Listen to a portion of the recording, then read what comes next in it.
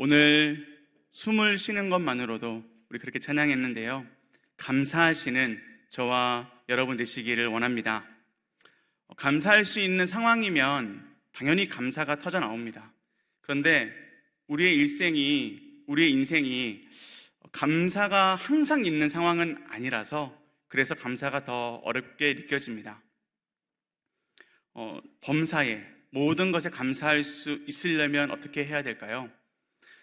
숨을 쉬는 것이 귀하다는 것을 숨을 못 쉬는 상황, 즉 목숨, 즉 죽음의 문턱에 이르는 사람들은 숨을 쉬는 것이 얼마나 소중한 것인지를 깨달으신다라고 합니다. 사실 저는 그런 경험을 해보지는 못했지만 사실 그런 경험을 해보고 싶지는 않습니다. 네. 안타깝게도 또 그런 경험을 하고 나서 호흡에 대해서, 숨을 쉬는 것에 대해서 계속 감사하면 좋겠는데 그 감사도 쭉 이어지지는 않는 것이 또 우리의 현실입니다. 감사를 잃어버렸습니까? 다시 시작하면 됩니다. 그런데 우리가 시작하는 것이 아니라 하나님이 감사를 시작하게 하신다는 사실, 그리고 하나님께서 감사를 우리에게 회복해 하신다는 사실을 우리가 믿기를 원합니다. 오늘 말씀 통해 감사를 잃은 자가 있다면 감사를 회복해 되는 놀라운 은혜가 있기를 원합니다. 그리고 지금 감사할 제목이 많이 있으시다면 어떠한 상황 가운데 있다 할지라도 그 감사의 고백으로 나아가는 저와 여러분 되어지기를 원합니다. 첫 번째는, 감사는 무엇에서 시작이 될까요? 바로 하나님을 아는 것에서 시작됩니다. 감사는 무엇에서 시작될까요? 하나님을 아는 것에서 시작됩니다. 오늘 말씀 22절 말씀인데요, 함께 한 목소리로 읽겠습니다. 하나님을 잊어버린 너희여, 이제 이를 생각하라. 그렇지 아니하면 내가 너희를 찢으리니 건질 자 없으리라. 하나님을 잊은 자들아, 이 모든 것을 깨달아라. 그렇지 않으면 내가 너희를 찢을 때에 구하여 줄 자가 없을 것이다. 오늘 주제가 감사인데요, 감사의 시, 감사의 그 주제를 담은 시편이 많이 있습니다. 근데 오늘 이 말씀을 전해야겠다라는 마음이 생겼는데요, 근데 이 말씀은 엄중한 경고가 많이 들어있는 교훈시입니다. 다른 말씀, 좋은 말씀들, 정말 감사가 터져나오는 말씀들 많이 있는데 그런 것들을 어떻게 삽입해 보려고 했는데 잘 되지 않았습니다. 오늘 말씀을 묵상하면서 제가 깨달은 것은, 감사의 시작은 하나님을 깨닫는 것이구나. 즉, 하나님을 깨닫는다라고 하는 것은 우리의 잘못된 죄악들을 바르게 깨닫는 것이구나. 그것을 저는 깨닫게 되었습니다. 시편 50편의 저자인 아삽은 노래하는 자였습니다. 우리 교회에도 찬양대가 있는데요, 찬양대의 일원이었고 또한 찬양대의 대장이기도 했습니다. 그런데 이 아삽이 50편을 통해서 어떠한 주제로 지었냐면, 이것이 참된 예배다, 그리고 이것이 감사의 예배다 라는 주제로 이 시를 지은 것입니다. 그런데 이 시를 가만히 보면 찬양에 대한 이야기보다는 뭔가 교훈적입니다. 그리고 심지어 이 아삽의 어조와 이 아삽의 메시지가 선견자와 같아서 아삽을 선견자, 선지자로도 표현되어지기도 합니다. 특별히 7절에서 15절 말씀은 잘못된 예배가 무엇인가를 우리에게 말하고 있는데요, 당연히 그 당시에 예배의 방법은 번제물을 하나님께 가져가는 방법이었죠. 이 번제물은 짐승인데요, 그 짐승을 데려가면서 이러한 마음을 가진 자들이 있었습니다. 큰 소, 우리 집에 이렇게 귀한 이 짐승이 있는데 이걸 가져가면 하나님이 복을 주실 거야, 이런 마음을 가졌던 것이죠. 그 마음을 가진 자에게 하나님은 이렇게 말씀하십니다. 7절 말씀입니다. 내 백성아 들을지어다, 내가 말하리라. 이스라엘아, 내가 내게 증언하리라.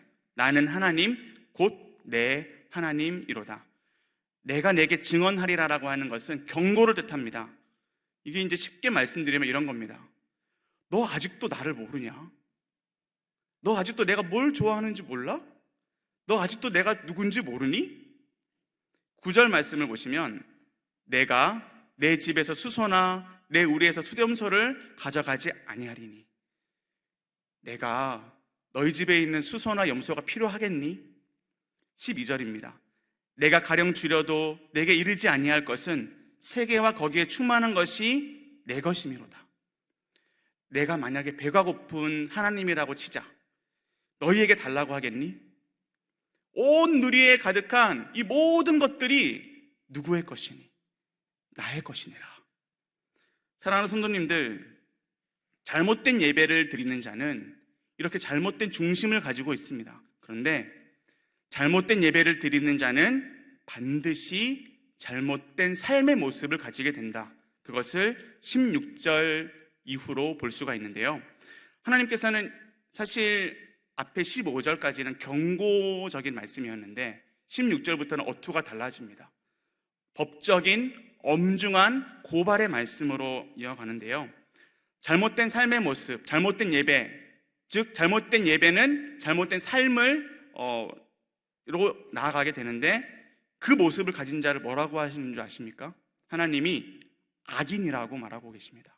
16절입니다. 16절에서 20절 말씀인데요. 악인에게는 하나님이 이르시되 내가 어찌하여 내 율례를 전하며 내 언약을 내 입에 두느냐? 내가 교훈을 미워하고 내 말을 내 뒤로 던지며 도둑을 본즉 그와 연합하고 가늠하는 자들과 동료가 되며 내 입을 악하게 내어주고 내 혀로 거짓을 꾸미며 앉아서 내 형제를 공박하며 내 어머니의 아들을 비방하는도다. 그런데 참 독특하게도 이 악인이라고 정한 이 사람은요, 말씀을 전하는 사람입니다. 고대 사회에서 언약을 입에 둔 자, 이 자는 높은 위치에 있는 사회적 지위를 가진 사람이었고요. 아마도 제사장이나 혹은 율법 교사와 같은 그렇게 사람들에게 칭송을 받고 사람들이 우러러보는 자였을 것입니다. 그런데 그들이 매일 무슨 일을 하나요? 말씀을 전합니다. 그들이 무엇을 하나요? 말씀을 입에 둡니다. 그런데 그 하는 그들의 일이 그들의 내면을, 그들의 믿음을 보장하지는 못했습니다. 즉 그들은 오히려 속으로 교훈을 미워합니다. 입술로는 교훈을 말하는데 속 자신의 진짜 진심으로는 그 교훈을 미워합니다. 그리고 그 말씀을 뒤로 던지듯이 거부합니다. 교회를 잘 다니고 무언가를 섬기고 직분을 맡고 심지어 목회자가 되어도 그 내면의 죄악을 해결하지 못하면 악인이 됩니다. 사람들 앞에서는 의인처럼 보이지만 하나님 앞에서는 악인이 된다라는 것입니다. 그가 어떠한 죄를 지었습니까? 7계명을 어깁니다. 8계명을 어깁니다. 9계명을 어깁니다. 오늘 말씀에 간음 혹은 도둑질에 직접 참여하거나 그들의 일에 가담하는 자가 된다라고 되어 있습니다. 그리고 도덕적으로 너무나도 무너져 있는데 그의 말하는 입술에는 거짓이 가득하고 심지어 자신의 가족, 자신의 동료들까지 비방하는 그러한 비난의 입술, 비방의 입술로 가득하다라는 것입니다. 사랑하는 성도님들, 하나님께서는 저와 여러분의 모든 죄악을 낱낱이 아십니다. 21절 말씀인데요. 내가 이 일을 행하여도 내가 잠잠하였더니 내가 나를 너와 같은 줄로 생각하였도다. 그러나 내가 너를 책망하여 내 죄를 내 눈앞에 낱낱이 드러내리라 하시는도다. 너의 죄를 다 드러낼 것이다. 그리고 그것을 일일이 꾸짖을 것이다. 하나님이 왜 우리의 죄를 드러내시고 만약 이 말씀을 통해 우리의 죄가 보인다면 왜 하나님이 그렇게 하십니까? 오늘 본문 처음에 읽었던 22절 말씀을 우리 다시 한번 한 목소리로 읽겠습니다. 하나님을 잊어버린 너희여, 이제 이를 생각하라. 그렇지 아니하면 내가 너희를 찢으리니 건질 자 없으리라. 하나님을 잊은 모든 자들아, 깨달아라. 말씀을 통해 다시 하나님을 되찾아라. 그렇지 아니하면 너희는 건짐을 받을 수가 없다. 엄중한 말씀으로 죄악에 빠진 우리들을 건지시기 위해서 우리를 이렇게 엄중하게 말씀하고 교훈하시는 것입니다. 우리가 감사를 잃어버렸는데요, 이 감사를 회복해 하시기 위해, 이 감사로 이끄시기 위해 오늘 이렇게 우리에게 말씀하신다라는 겁니다. 그렇다면 좀 더 구체적으로 하나님을 잊은 자는 무엇입니까? 그것은 당연히 하나님의 말씀을 잊은 자입니다. 감사를 잃어버리셨습니까? 오늘 숨을 쉬는 것에 대해서 감사하지 못하십니까? 그렇다면 하나님을 잊어버린 것은 아닌지, 즉 말씀이 우리의 중심에 없는 건 아닌지 우리는 반드시 돌아보아야 합니다. 하나님께서는 항상 그 자리에 계십니다. 우리는 하나님을 떠나가지만, 우리는 하나님을 이렇게 벗어나지만 하나님은 항상 그 자리에 계십니다. 그러면서 오늘 우리에게 요구하십니다. 기억하라. 하나님을 기억하라. 신명기 8장 11절에서 14절 말씀, 내가 오늘 내게 명하는 여호와의 명령과 법도와 규례를 지키지 아니하고 내 하나님 여호와를 잊어버리지 않도록 삼갈지어다. 내가 먹어서 배부르고 아름다운 집을 짓고 거주하게 되며 또 내 소와 양이 번성하며 내 은금이 증식되며 내 소유가 다 풍부하게 될 때에 내 마음이 교만하여 내 하나님 여호와를 잊어버릴까 염려하노라. 여호와는 너를 애굽 땅 종되었던 집에서 이끌어 내셨다. 아멘. 사랑하는 성도님들, 잘 되고 계십니까? 집에 먹을 것이 많으십니까? 얼마 전에 좋은 데로 이사하셨습니까? 그렇다면 교만해서는 안 됩니다. 우리 마음 가운데 교만하지 않도록, 우리 마음 가운데 내 하나님 여호와를 잊어버릴까, 그것을 우리는 근심하며 오늘 이 시간 다시 한번 기도해야 합니다. 감사는 하나님을 기억하는 것으로 시작됩니다.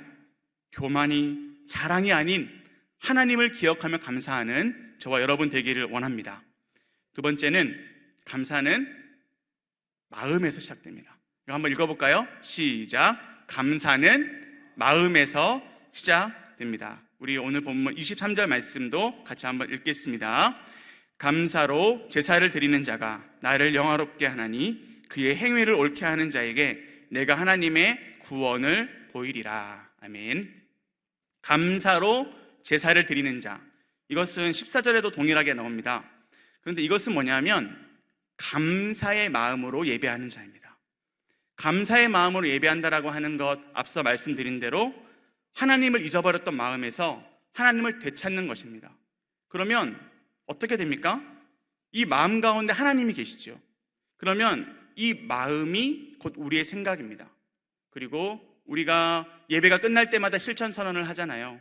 하나님 말씀이 우리의 마음이 되게 하시고 하나님 말씀이 우리의 손과 발이 되게 해달라고. 하나님의 말씀, 즉 그것이 우리 마음 가운데 있으면 당연히 우리의 손과 발로 그 감사가, 그 하나님이 드러나게 된다라는 것입니다. 그 행위를 옳게 하는 자라고 하는 것은 바로 올바른 길을 걷는 자라는 말입니다. 즉 올바른 길, 말씀의 길, 하나님 기뻐하시는 길, 그것이 감사의 마음에서 시작이 된다라는 것입니다. 마음이 참 중요합니다. 한 아이가 부모님한테 선물을 합니다. 받은 용돈을 모아가지고 선물을 샀습니다. 다 있는 그곳에서 선물을 샀습니다. 그래서 그 다 있는 그곳에서 그래도 좀 비싼 걸로 샀습니다. 근데 이거를 엄마한테, 아빠한테 주는 겁니다. 그러면서 마음은 이런 마음으로 줍니다.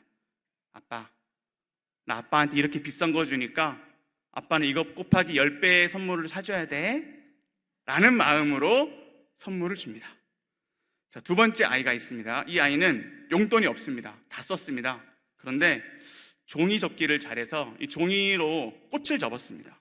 그래서 종이 꽃을 접어서 색칠도 하고 막 예쁘게 해가지고 거기에 편지도 적어가지고 이렇게 아빠나 엄마한테 드립니다. 아빠 감사해요. 아빠 힘내세요. 아빠 I love you. 자, 여러분이 부모님이라면 어떤 아이의 것을 기쁘게 받으시겠습니까? 그 다 있는 곳에서 비싸게 주고 산, 자기 나름대로 비싸게 주고 산 그것을 좋게 여기시겠습니까? 아니면 이 아이가 이렇게 나에게 이런 마음을 표현한 그것을 귀하게 여기시겠습니까? 시편 50편은 교훈과 책망의 말씀입니다. 그런데 이 교훈과 책망을 주실 때, 즉 아버지 하나님께서 우리에게 뭔가를 교훈하실 때 어떠한 마음으로 하실까요?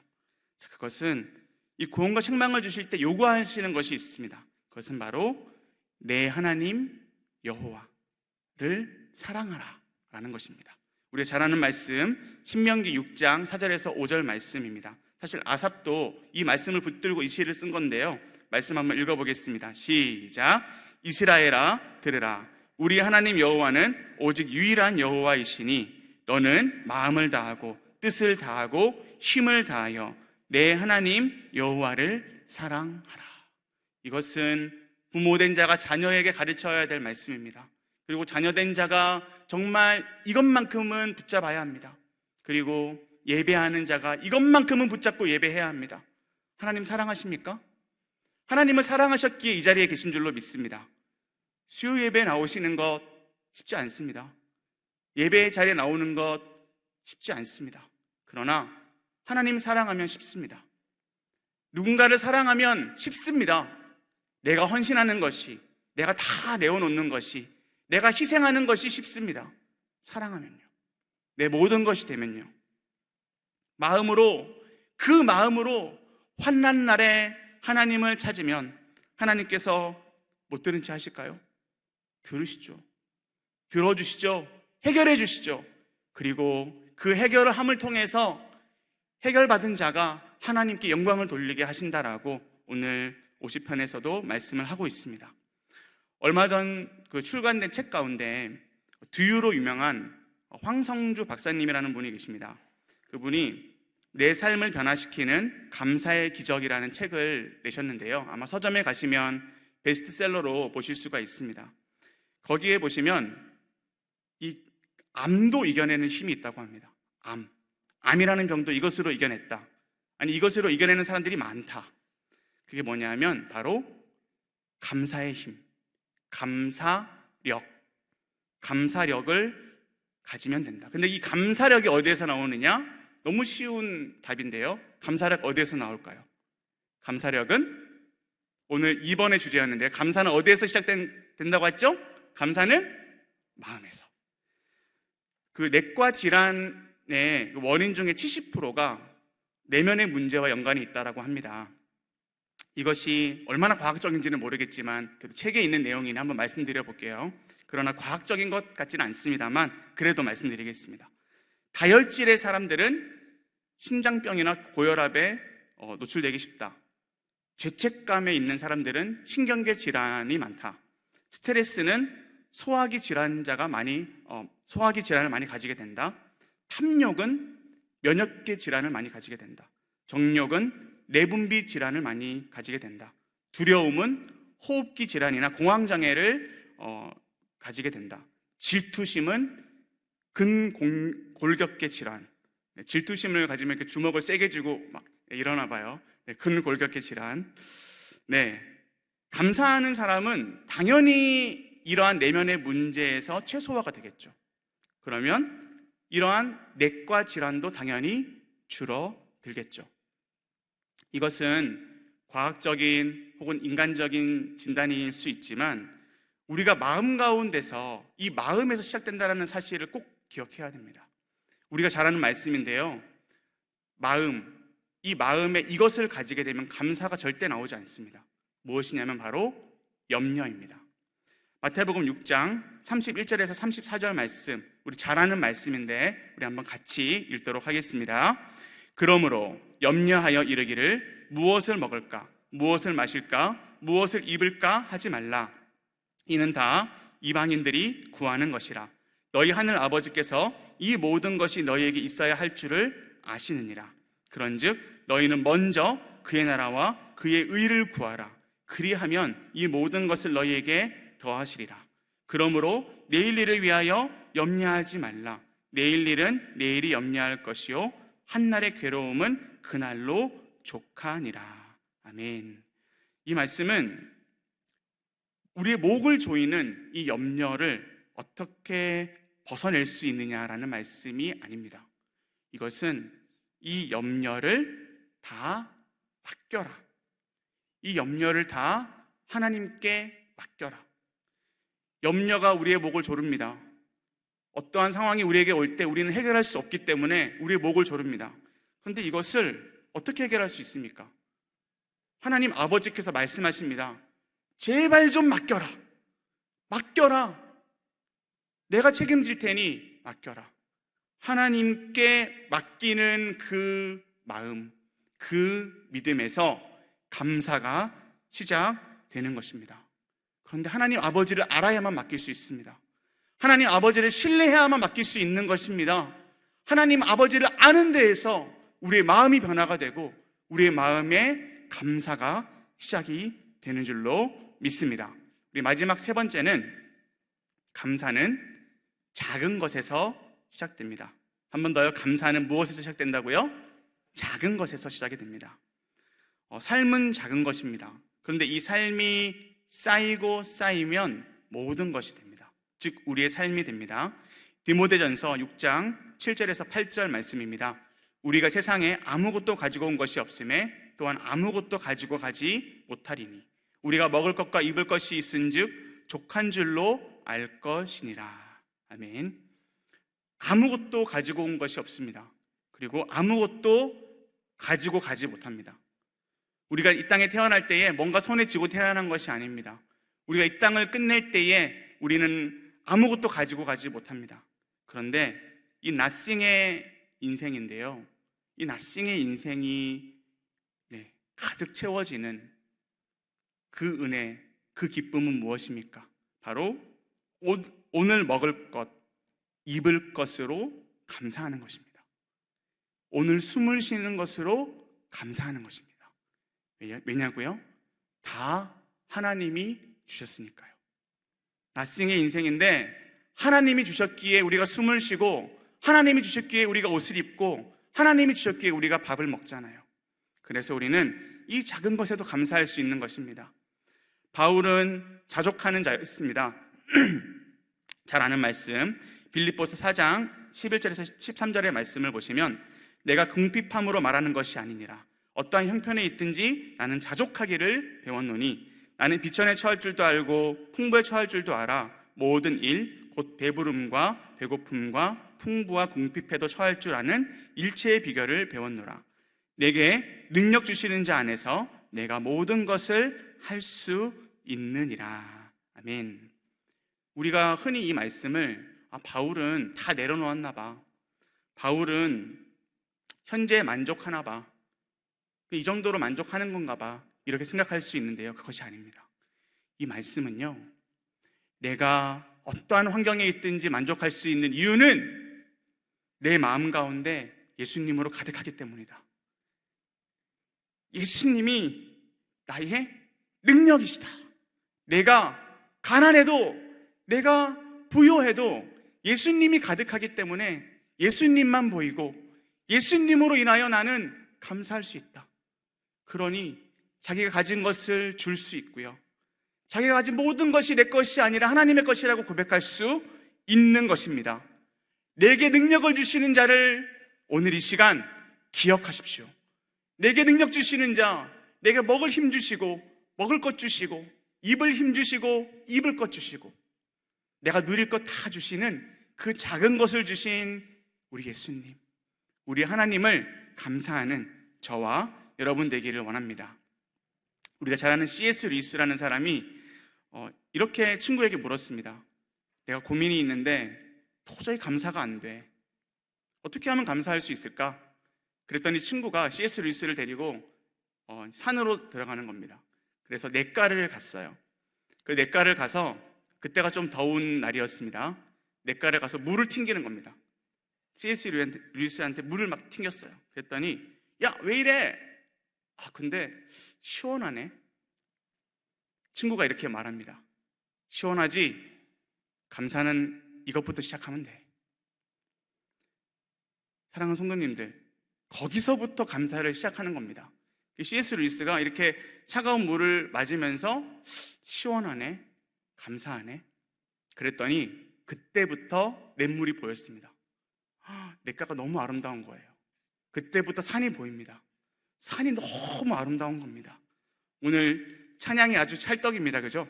꽃들도 구름도 바람도 넓은 바다도 다 아름다운 겁니다. 모든 것이 아름다운데요, 이 모든 아름다움 뒤에 무엇을 발견합니까? 하나님을 발견한 것입니다. 하나님이 아름다운 분이시구나. 하나님 감사합니다. 진정한 아름다움은 하나님이십니다. 사랑하는 성도님들, 작은 것에서 감사하십시오. 오늘 이 자리에 나올 수 있는 건강이 있음으로 감사하십시오.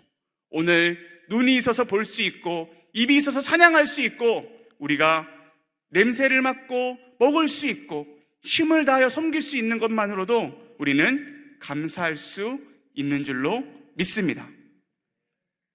시간이 좀 갔지만 마지막으로 지난 시간에 잠깐 소개해드렸던 미즈노 겐조라는 시인이 있는데요, 제가 이 시인에 대해서 꼭 좀 풀스토리를 한번 설명해 드리고 싶지만 항상 시간이 없습니다. 그래서 시만 짧게 소개해드리고 마치겠습니다. 오늘 하루도라는 시입니다. 오늘 하루도.